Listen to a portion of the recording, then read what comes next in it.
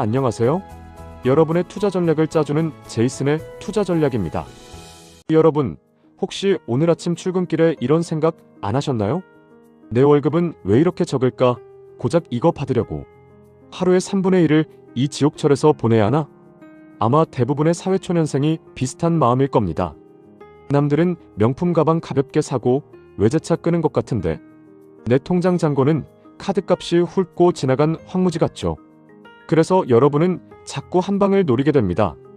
검증되지 않은 급등주에 전 재산을 태우거나 이름도 생소한 알트코인에 소중한 월급을 던지죠. 그 결과가 어떻습니까? 수익은커녕 원금까지 까먹고 결국 역시 투자는 도박이야라며 포기하게 됩니다. 왜 여러분의 투자는 매번 실패로 끝날까요? 그건 여러분이 돈의 속성을 모르기 때문이 아닙니다.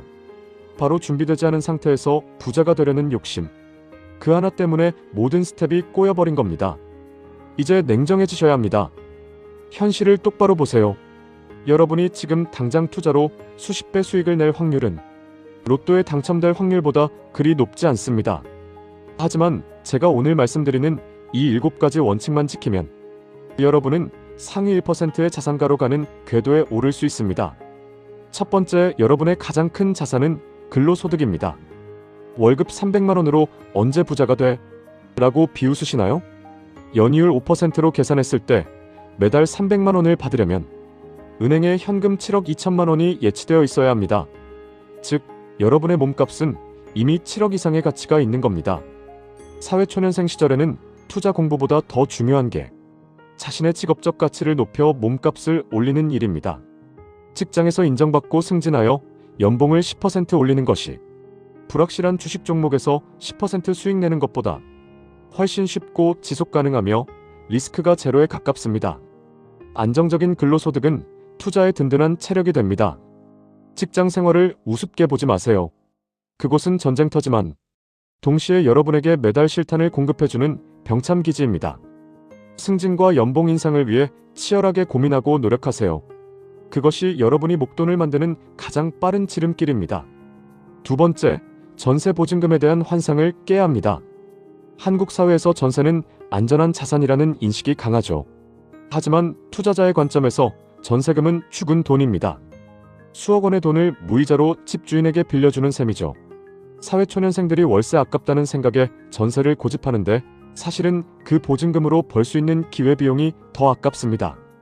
예를 들어 2억 원의 전세 보증금을 깔고 앉아있는 것보다 월세 70만 원을 내더라도 그 2억을 제대로 굴린다면 연 10%의 수익만 내도 1년에 2천만 원을 법니다.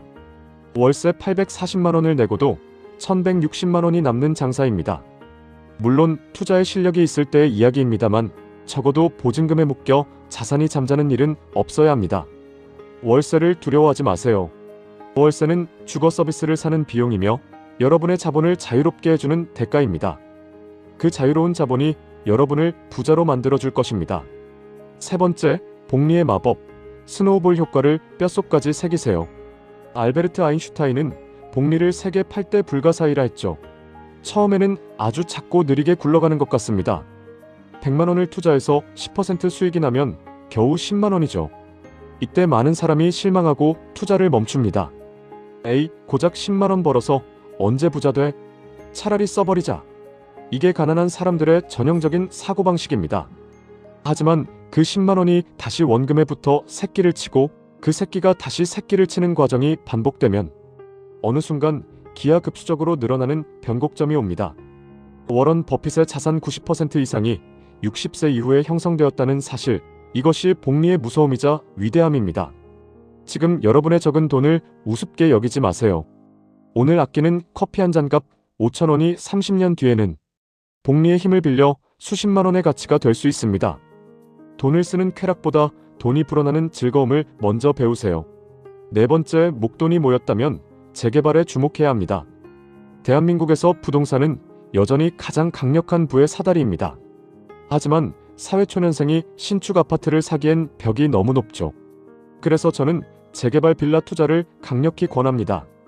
서울과 수도권의 낡고 낡은 빌라, 남들은 쳐다보지도 않는 곳, 그런 곳에 기회가 숨어 있습니다. 재개발은 말 그대로 낡은 동네가 새 아파트로 바뀌는 과정입니다. 입지가 좋은 곳에 빌라를 선점해두면 나중에 아파트 입주권이라는 거대한 황금알을 낳는 거위로 변하게 됩니다. 물론 공부가 필요합니다. 권리 분석도 해야 하고 몸테크 불편한 주거 환경을 견디는 것을 감수해야 할 수도 있죠. 하지만 젊을 때의 고생은 투자의 아주 작은 비용일 뿐입니다. 잘 고른 재개발 빌라 하나가 여러분의 인생 10년을 앞당깁니다. 신축 아파트 전세를 살며 남의 집 대출금을 갚아주지 말고 낡은 빌라라도 내 땅, 내 지분을 확보하는 투자자가 되세요. 5번째, 금융 투자는 철저히 포트폴리오로 승부하세요. 사회초년생들은 흔히 몰빵 투자를 즐깁니다. 인생 뭐 있어? 가자! 를 외치며 한 종목에 올인하죠. 이건 투자가 아니라 도박입니다. 그리고 도박의 끝은 파멸입니다. 자산의 배분은 수익률보다 생존을 위해 존재합니다. 미국 지수를 추종하는 ETF, 배당주, 그리고 일부의 성장주, 여기에 안전자산인 금이나 달러를 섞어야 합니다. 시장이 급락할 때 여러분을 지켜주는 것은 종목이 아니라 잘 짜여진 포트폴리오의 방어력입니다. 레이 달리오의 올웨더 포트폴리오를 공부해보세요. 어떤 경제 상황에서도 살아남는 구조를 만드는 것이 우선입니다. 돈을 버는 것보다 잃지 않는 법을 먼저 배우는 것. 그것이 억만장자들의 첫 번째 철칙임을 잊지 마십시오. 6번째, 자산 성장의 제이커브를 이해하고 인내하세요. 많은 사회초년생이 투자를 시작하고 12년 만에 포기합니다. 책에서 시키는 대로 했는데 내 통장은 그대로네? 라며 투덜대죠. 자산 증가는 직선으로 이루어지지 않습니다. 물밑에서 오랫동안 에너지를 응축하다가 어느 임계점을 넘는 순간 수직으로 상승하는 제이커브를 그립니다. 초기 5년, 10년은 정말 지루하고 힘들 수 있습니다. 남들은 해외여행 다니고 오마카세 먹을 때 참아야 하니까요. 하지만 그 지루한 구간을 견뎌낸 사람만이 나중에 자산이 스스로 자산은 낳는 자본주의의 축복을 누립니다. 조급함은 투자의 가장 큰 적입니다. 여러분이 조급해지는 이유는 옆 사람과 비교하기 때문입니다. 비교 대상은 어제의 나여야지 SNS 속 타인이 아닙니다. 느리게 가는 것을 두려워하지 말고 멈추는 것을 두려워하세요. 마지막 7번째, 가장 중요한 리스크 관리입니다. 통계적으로 전 연령대 중 수익률이 가장 낮은 집단이 누군지 아십니까? 바로 20대와 30대 남성입니다. 이유가 뭘까요? 과도한 자신감, 빈번한 매매, 그리고 높은 레버리지 때문입니다. 자신이 시장보다 똑똑하다고 착각하며 풀미수를 당기고 조금만 흔들려도 공포에 질려 손절과 추격 매수를 반복하죠. 투자는 지능 지수 IQ 싸움이 아니라 감정 조절 EQ 싸움입니다. 모든 걸 잃으면 재기는 불가능에 가깝습니다. 젊음이라는 가장 큰 무기를 도박에 베팅하지 마세요.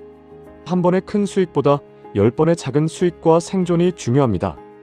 시장에서 퇴출당하지 않고 끝까지 살아남는 자가 결국 모든 파일을 독식하게 되는 것이 이 바닥의 생리입니다. 여러분, 부자가 되는 길은 의외로 단순합니다. 남들보다 조금 더 일하고 남들보다 조금 더 아끼고 그 남은 돈을 아주 오랫동안 올바른 곳에 묻어두는 것. 이 당연한 진리를 실천하지 못하는 이유는 여러분의 마음속에 있는 가난에 대한 공포와 빨리 부자가 되고 싶은 탐욕 때문입니다. 그 두 가지 감정을 다스릴 수 있을 때 비로소 여러분은 진정한 투자의 길에 들어설 수 있습니다. 오늘부터 당장 가계부를 쓰고 투자 공부를 시작하세요. 지금 이 순간의 선택이 10년 뒤 여러분의 계급을 결정할 것입니다. 시장은 냉혹합니다. 준비된 자만 살아남습니다. 오늘 제가 드린 말씀들 가슴 깊이 새기고 실천하시기 바랍니다. 그럼 여러분의 성공 투자를 응원합니다.